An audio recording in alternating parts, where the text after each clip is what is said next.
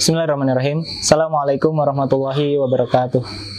Innal hamdalillah nahmaduhu wa nasta'inu wa nastaghfiruh wa na'udzu billahi min syururi anfusina wa min sayyiati a'malina may yahdihillahu fala mudhillalah wa may yudlil fala hadiyalah.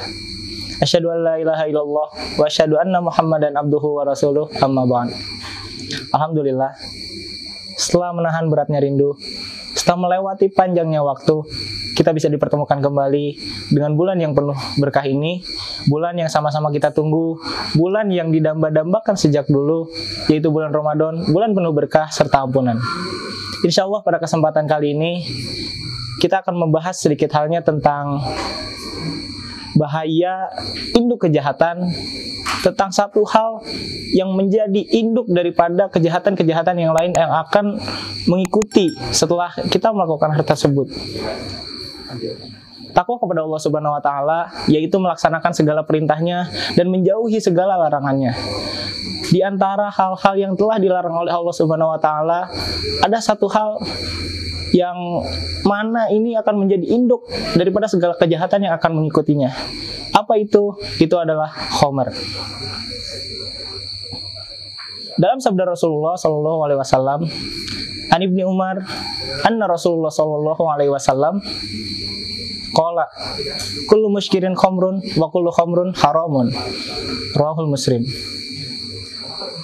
Yang artinya, dari Ibnu Umar radhiyallahu anhu berkata bahwasanya Rasulullah Shallallahu Alaihi Wasallam bersabda, setiap yang memabukkan itu khamr dan setiap khamr itu haram.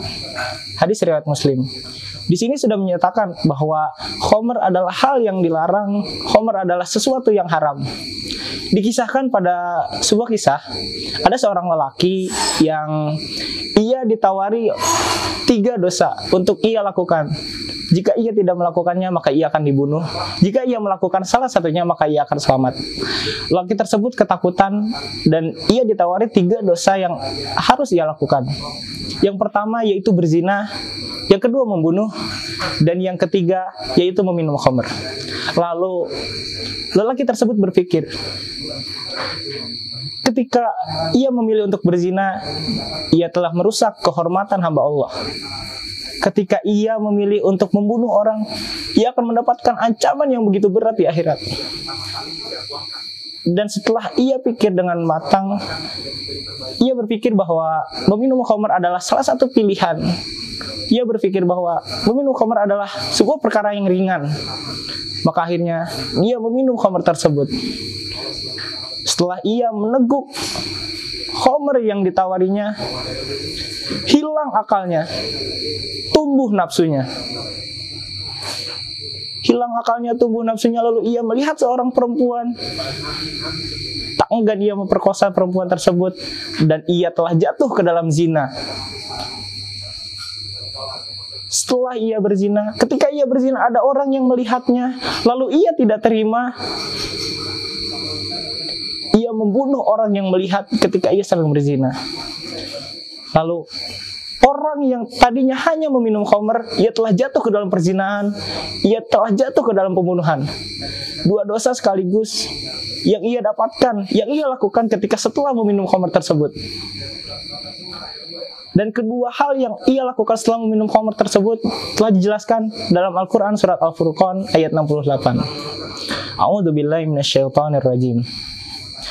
وَالَّذِينَ لَا يَدْعُونَ مَعَ اللَّهِ إِلَٰهًا آخَرَ وَلَا يَقْتُلُونَ النَّفْسَ الَّتِي حَرَّمَ اللَّهُ إِلَّا بِالْحَقِّ وَلَا يَزْنُونَ وَمَن يَفْعَلْ ذَلِكَ يَلْقَ عَثَامًا.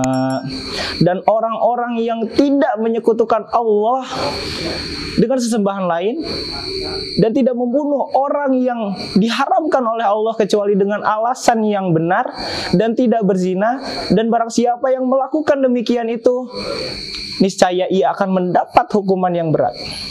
Niscaya ia akan mendapat ancaman yang dahsyat. Naudzubillah summa naudzubillah. Dari situ kita harus hindari perzinahan, pembunuhan, dan yang paling penting adalah khomer. Karena khomer ini adalah induk dari segala kejahatan. Lagi-lagi ketika kita telah meminum khomer, meneguk, walaupun itu hanya sedikit, dan membuat kita mabuk tetap, segala yang kita lakukan itu telah di luar dari kontrol kita, telah di luar dari kendali apa yang bisa kita lakukan, apa yang bisa kita kendalikan terhadap diri kita sendiri. Lalu bagaimana caranya ketika kita sudah terjerumus ke dalam 3 hal tersebut? Atau mungkin salah satunya, tak ada jalan lain, yaitu dengan bertaubat. Bagaimana taubat dari zina? Yaitu dengan mandi taubat. Bagaimana caranya mandi taubat? Sama seperti mandi wajib. Lalu apa dulu yang basah? Ya terserah. Biar cepat bisa aja nyemplung ke sungai.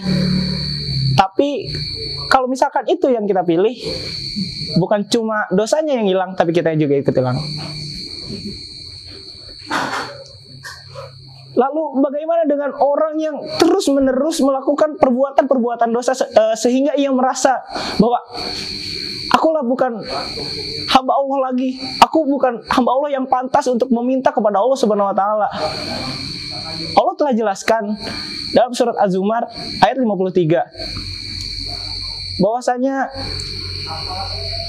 orang yang telah menzalimi diri dia sendiri, orang yang telah berbuat dosa, berbuat berlebihan, tidak sesuai dengan apa yang diperintahkan, datanglah kepada Allah.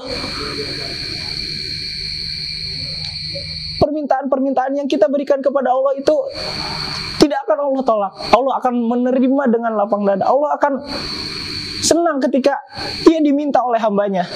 Maka janganlah berputus asa dalam meminta kepada Allah Subhanahu wa taala agar dosa-dosa yang telah kita lakukan itu diampuni. Maka dari itu, jauhilah segala perbuatan yang mendekati zina. Dan janganlah kamu mendekati zina, karena sesungguhnya itu adalah perbuatan yang keji dan mungkar. Al-Isra ayat 32. Baik, itu saja. Semoga apa yang telah kita bahas pada kesempatan kali ini bisa bermanfaat dan bisa menjadi pengingat bagi diri kita pribadi, dan juga menyadarkan diri akan lingkungan yang bagaimana kita lihat sendiri di lingkungan kita ini telah terjadi normalisasi terhadap perzinahan, normalisasi terhadap dosa-dosa yang mungkin itu tidak disadari, atau bahkan itu sudah jelas secara nyata kita lihat dengan mata kepala sendiri, dan kita telah membiarkan, kita telah menormalisasikan hal tersebut berkeliaran bebas di lingkungan kita. Maka dari itu, mari kita sama-sama sadarkan diri kita, mari kita sama-sama jauhkan diri kita dari perbuatan-perbuatan yang membawa kita terjerumus ke dalam dosa-dosa yang entah itu kecil ataupun berat. Semoga bermanfaat. Terima kasih. Wabillahi taufiq wal hidayah. Assalamualaikum warahmatullahi wabarakatuh.